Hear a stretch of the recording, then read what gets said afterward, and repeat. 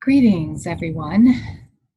So I'm going to do a voiceover on Zoom for this meeting to see if it will show up with me on this. So here's my test. All right, so we're going to talk about people first language, and I might have to move the screen around a little bit. So hopefully that doesn't make you too car sick. But when we're talking about people first language, it's especially important for teachers to use in the classroom, in meetings, in their professional and personal life. It's basically just kind of thinking about how we talk about people and how we see people, especially people with disabilities. So there are many labels, and you've probably heard many of them as you have worked in schools, you've worked in other settings where you come across people with disabilities. And if you kind of take a closer look and you listen very carefully, many of the labels carry negative connotations or are misleading to the public. And using labels that are more derogatory in nature tends to build negative stereotypes and especially devalues the person they attempt to describe. You want to avoid these terms as much as possible. So for instance, I have two children who are dyslexic, and oftentimes people will say to them, "Oh, how can you have a disability and still be in high-level classes?" Or how come you as a dyslexic student can take all these AP classes and do very well? And you'll see the dyslexic student, the dyslexic comes first. So they're identifying with that person as dyslexic. And we want to avoid those things.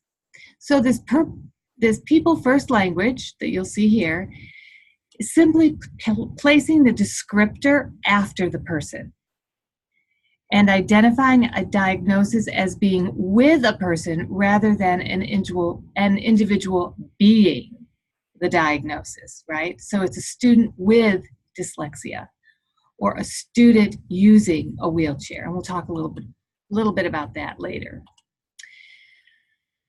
How do you make that change? And it's going to take some practice, but here are some key points that you want to keep in mind.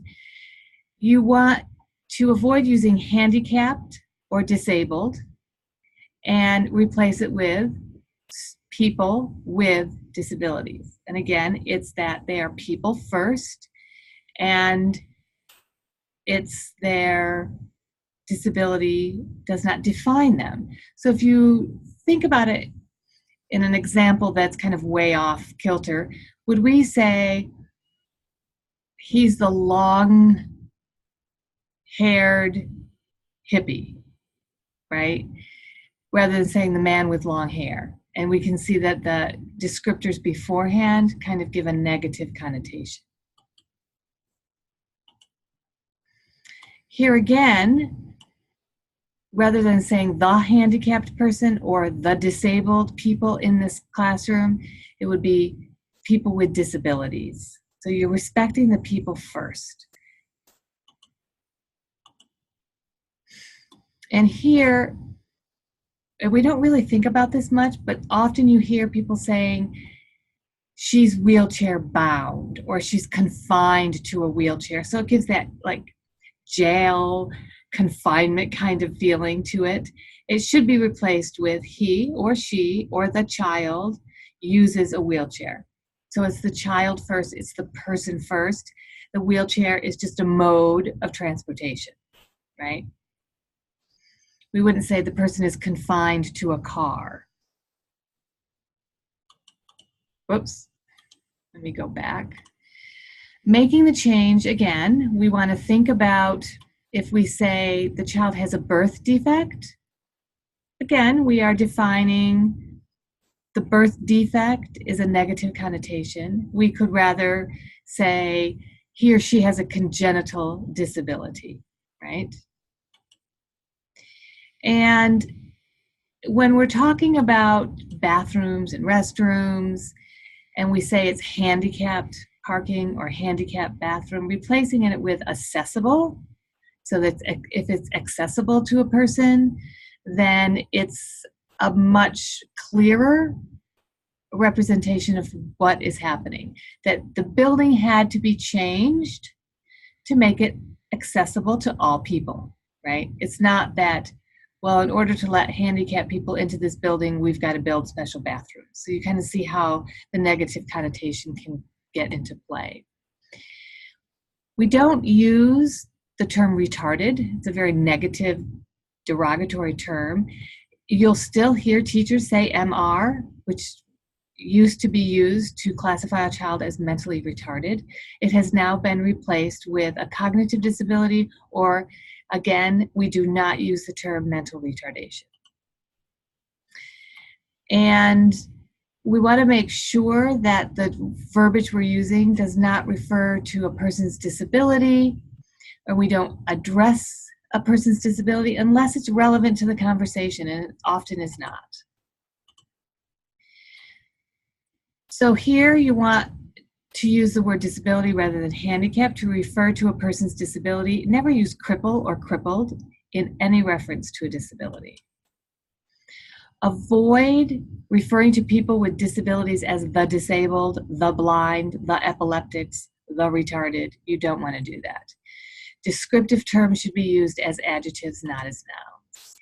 I've included a few cartoons here, and you can kind of see where they're saying, they're labeling the children, and even if you are using correctly, it might be that the person just wants you to call them by their name, not attach a label to them. Avoid negative or sensational descriptions of a person's disability. Suffers from epilepsy, is a victim of, or is afflicted with dyslexia, right? They're healthy, functioning people, and you want to not assign an attribute, a negative attribute to them. It often elicits unwanted sympathy, or worse, pity toward the individual. And people don't want to be pitied. You don't want to be pitied. You want to be respected, and acceptance. You want to be accepted, and that is what's preferred by the people with disabilities. Also, don't use normal or able-bodied to describe people who do not have disabilities. It's better to say people without disabilities or typically developing children. All right, so we're going to end it there, and we will see if everything worked.